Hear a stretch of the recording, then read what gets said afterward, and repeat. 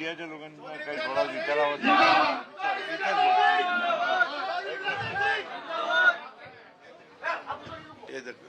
आप वहीं रुको.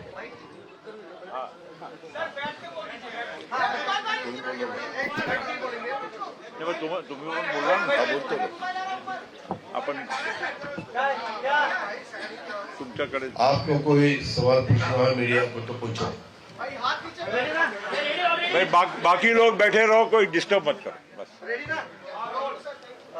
दादा, आज दिल्लीत महत्वाची बैठक होते.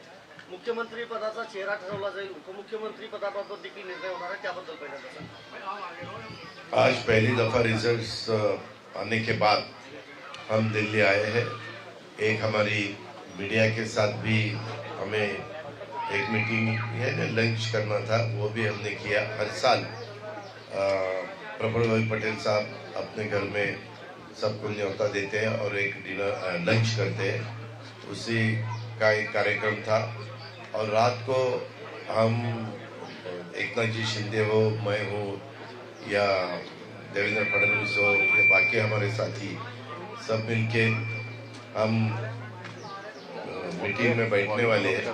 और 9 बजे के बाद शायद वो मीटिंग शुरू हो जाएगी और उसमें तय होगा कि क्या करना क्या नहीं करना, आगे की लाइन ऑफ एक्शन क्या रहेगी. इसके बारे में सभी बातें हो जाएंगी.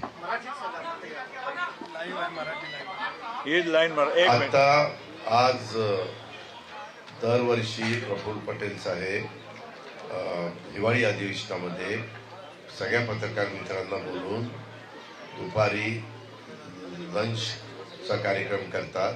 सगळे एकत्र बसतात, चर्चा करतात. तशा पद्धतीनं आज 1 ते 3:30 अशा प्रकारचा तो कार्यक्रम झाला. तो कार्यक्रम ते घेणार आहे ते मला कळल्यानंतर मला तटकरे साहेबांचा निरोप आला की तुम्ही पण त्याला या. प्रफुल्लबाईंचा पण निरोप होता आणि त्या निमित्तानं मीडियाशी पण आपल्याला बातचीत करता येते. त्या प्रकारे बातचीत केली. मीडियानी पण अनेक प्रश्न विचारले आणि त्याची उत्तरं दिली. आणि त्याचबरोबर आज एकनाथराव शिंदेजी, मी, देवेंद्रजी आणि आमचे तिन्ही पक्षांचे काही प्रमुख सहकारी असं आम्हाला एकत्र बोलवलेलं आहे. आम्ही एकत्र चर्चा करू. उद्याचं एवढी मोठी जबाबदारी महाराष्ट्रातल्या जनतेने महायुतीवर टाकलेली असल्यामुळं आपण पुढचं कशा प्रकारे आपलं मंत्रिमंडळ असलं पाहिजे, किती त्याच्यामध्ये मुख्यमंत्री आणि इतर 2 उपमुख्यमंत्री याबद्दलची सगळ्याची साधक-बाधक चर्चा होईल आणि त्या चर्चेमधनं बरंच काही अंतिम स्वरूप त्या सगळ्या गोष्टीला सरकार महाराष्ट्रामध्ये पुनर्स्थापन करण्याच्या दृष्टिकोनातून आम्हाला तिथपर्यंत पोहोचता येईल. तुम्ही अर्थखात्यासाठी आग्रही आहात चर्चा आणि एकनाथ शिंदे गृहमंत्रीपद मागतायत अशी चर्चा आहे. काही चर्चेला काही तथ्य नाहीये. आम्ही सगळ्यांनी पहिल्यांदा ठरवलं होतं की कुठल्याही परिस्थितीमध्ये भाजप, शिवसेना, राष्ट्रवादी काँग्रेस, RP आठवले आणि इतर सगळे आमचे घटक पक्ष आहेत, त्या सगळ्यांच्या बरोबर आपण जास्तीत जास्त जागा निवडून आणायच्या आणि पुन्हा एकदा या राज्यामध्ये महायुतीचं सरकार आणायचं हे आमचं पहिलं टार्गेट होतं. ते टार्गेट आम्ही यशस्वी केलेलं आहे. मी ह्या निमित्तानं महाराष्ट्रातल्या तमाम मतदार बंधू भगिनींचं आभार मानतो, त्यांना धन्यवाद देतो, त्यांचं कृतज्ञता व्यक्त करतो. त्यांनी खूप मोठी आमच्यावर विश्वास टाकलेला आहे. आम्ही जे सांगितलेलं आहे ते त्यांनी ऐकलेलं आहे. आता जबाबदारी आमच्यावर वाढलेली आहे. त्या जबाबदारीला पात्र ठरण्याच्या करता आम्ही कुठं कमी पडायचं नाही अशा प्रकारचा निश्चय केलेला आहे.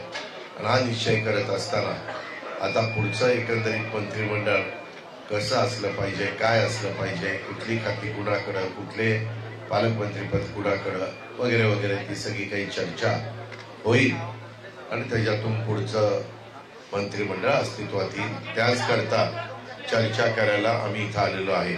ही चर्चा करत असताना तुम्ही जो प्रश्न विचारला, कुणी गृह खातं मागतंय का, कुणी अर्थ खातं मागतंय का, कुणी कोणतं खातं मागतंय का, अशा प्रकारची कुठलीही चर्चा नाही. पहिलं आमच्या सगळ्यांचं टार्गेट होतं महायुतीचं सरकार आणायचं, जास्तीत जास्त आमदार निवडून आणायचे आणि खरोखरीच महाराष्ट्रातल्या जनतेने अक्षरशः विक्रम केला की कधीच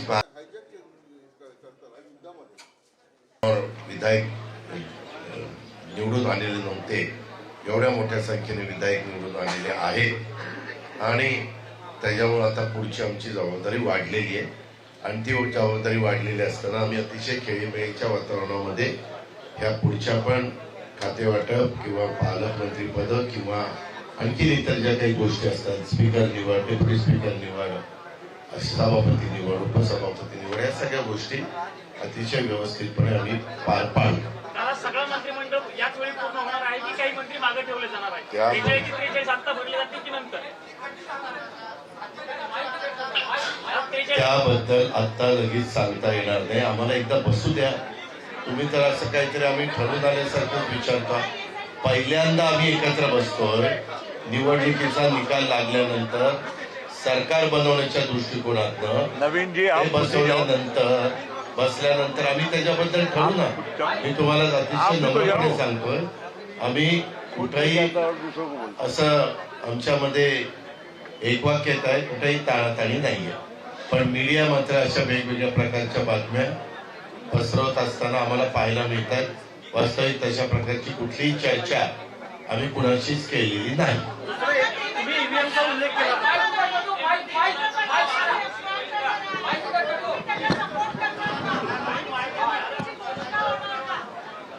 काय काय काय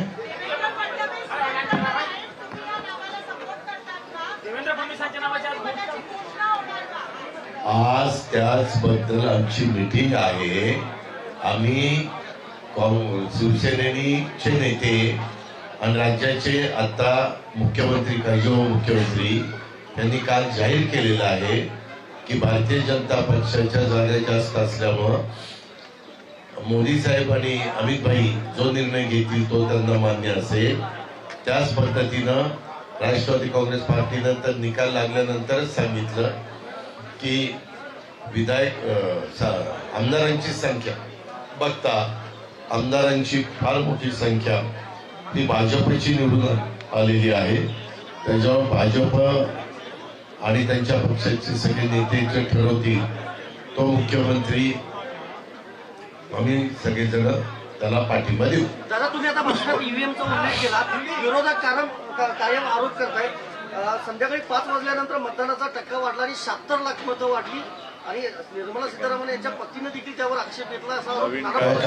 कुणाच्या पतीनं कुणाच्या कोणी प्रत्येक नागरिकाला संविधानाने त्या बाबतीमध्ये ऑब्झर्वेशन घेण्याचा अधिकार दिलेला आहे. मी स्वतः 6 वाजेपर्यंत माझ्या मतदारसंघामध्ये फिरत होतो. यावेळेस काय झालं, सकाळी 7ला मतदान होतं. 7 ते 9 अजिबात मतदान झालं नाही, कारण सकाळची वेळ होती, गारठा होता, तर थंडी असल्यामुळं मतदार सगळं आंघोळ पांघोळ करून मतदानाला यायला उशीर लागला. खरं मतदान 9ला सुरू झालं. 9ला सुरू झाल्यानंतर दुपारी जेवणाची वेळ असती, साधारण ते 2 ते 3 किंवा 1 ते 3ला पुन्हा कमी झालं. मग 3च्या पुढं पुन्हा वेग वाढला. साधारण ज्यांना संध्याकाळी 6च्या आत लाईनीमध्ये उभे राहिले त्या सगळ्यांना आतमध्ये घेण्यात आलं.